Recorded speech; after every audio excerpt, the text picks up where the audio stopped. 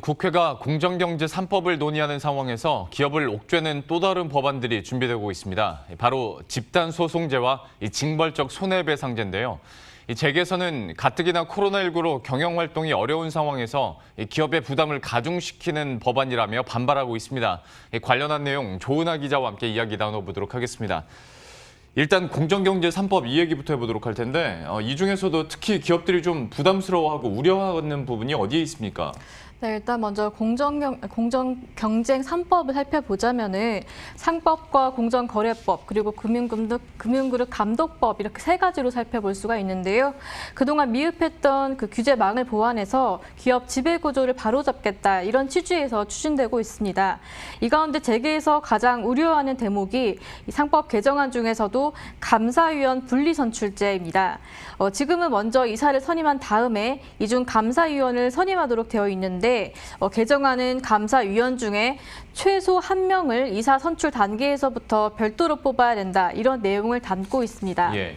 이때 주주 1명에게 최대 3%의 의결권만 주어지는데요. 최대 주주의 지분율이 아무리 높더라도 3%까지만 인정되다 보니까 3%의 의결권을 가진 소수의 주주들이 연합을 한다면 충분히 원하는 감사위원을 뽑을 수 있게 됩니다. 재계에서는 이렇다 보니까 제2의 엘리엇 사태를 우려하고 있습니다. 과거 미국계 헤지펀드인 엘리엇이 소수의 지분을 활용을 해서 현대차를 공격했던 것처럼 또다시 자신들이 원하는 감사위원을 자리에 앉히려고 하는 것 아니냐 이런 우려가 나오고 있습니다. 기업들은 이제 스파이가 들어오는 거랑 마찬가지잖아요. 적대적 NMA나 뭐 헤지펀드가 와가지고 검사를 임명해놓고 뭐 하는 거마다 잘못됐다고 감사가 시비를 걸면 경영을 하기가 어렵잖아요. 기업 입장에서는 좀 리스크나 변수가 충분히 될 수 있는 사안인 것 같고 그 상법 개정안 중에서 다중대표 소송제 이것도 좀 논란거리지 않습니까? 설명을 좀 해주시죠. 일단 다중대표 소송제는 이제 모회사의 주주가 자회사의 경영진들을 대상으로 소송을 걸 수 있는 그런 제도입니다. 예. 재계는 이 제도가 허용이 되면은 모회사의 주주들이 자회사를 간섭을 하면서 경영 활동이 위축될 수가 있고 또 상장회사인 경우에는 모회사의 주주와 또 자회사의 주주 간의 그런 이해관계가 충돌할 수 있다 이런 우려가 나오고 있습니다.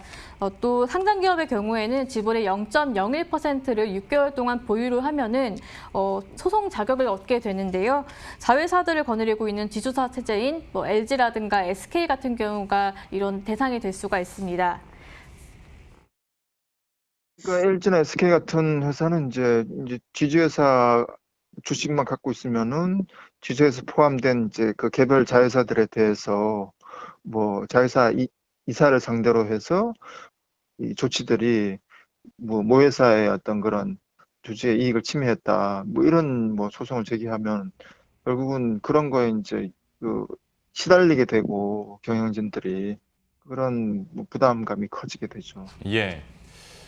또 한 가지 포인트들도 짚어보도록 할 텐데 그 일감 몰아주기 규제 대상이 확대되는 부분 그러니까 공정거래법 개정안 이것도 지금 업계 내에서는 좀 우려도 큰 것 같고 논란이 계속 좀 있는 것 같습니다. 구체적으로 어떤 분위기입니까? 네, 일단 공정거래법의 핵심이 사익 편취를 규제하겠다 이거잖아요. 예. 현재 일감 몰아주기의 규제 대상은 총수일가 지분이 상장사의 기준 30%, 또 비상장사 기준 20%인데 이를 모두 20%로 통일하자 이렇게 바꾸는 겁니다. 규제를 피하려면 지분율을 낮춰야 되는데 재계는 자칫하면 대주주의 지배력이 약화되면서 투기 자본을 공격할 수 있다면서 좀 우려하고 있습니다. 또한 정상적인 기업 간의 거래도 무조건 부당거래로 볼 수도 있기 때문에 이런 불만도 나오고 있고요. 또 부당거래 기준이 애매하다 보니까 정상적인 경영 활동을 문제 삼으면은 거래가 위축될 수 있다 이런 얘기들도 하고 있습니다.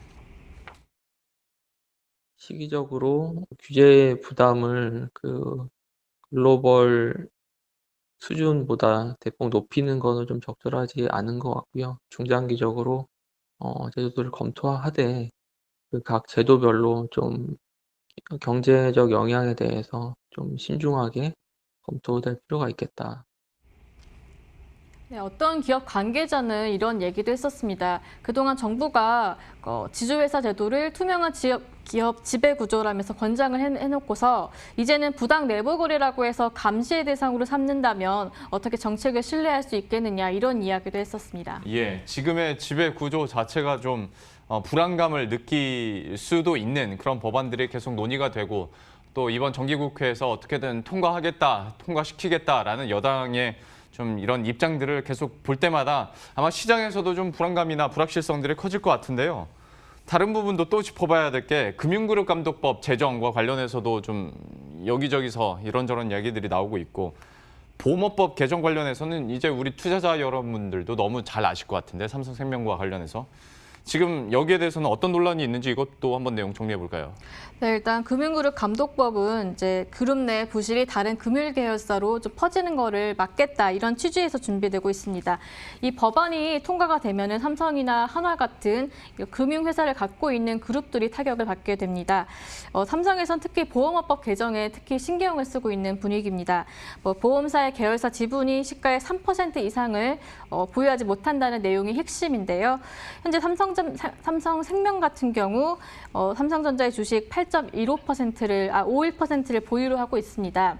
개정안대로라면은 삼성생명이 보유하고 있는 삼성전자 지분 가치가 지금 현재 30조 원 정도에 달하는데 이 중에 초과분에 해당하는 20조 원을 주식시장에 다시 매각을 해야 되는 그런 상황이 옵니다. 당장 이렇게 되면 주식시장에 타격이 올 수밖에 없고 또 삼성생명이 삼성전자의 지분을 처분할 경우에 삼성그룹의 지배구조에도 영향을 미칠 수밖에 없습니다. 현재 삼성생명은 국민연금을 제외하면 최대 주주인데요.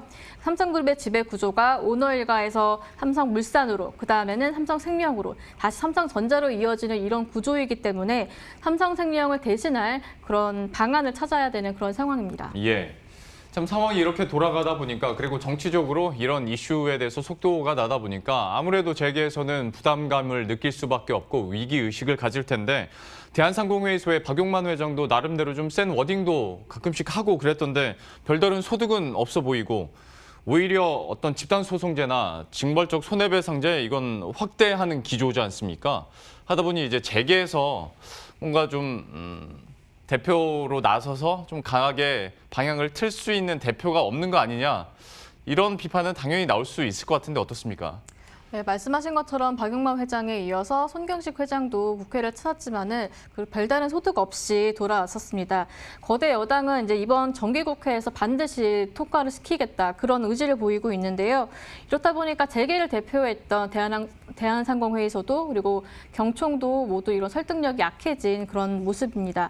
이렇다 보니까 재계를 대변할 수 있는 기구라든가 단체가 좀 필요한 것 아니냐 이런 얘기들이 나오고 있는데요.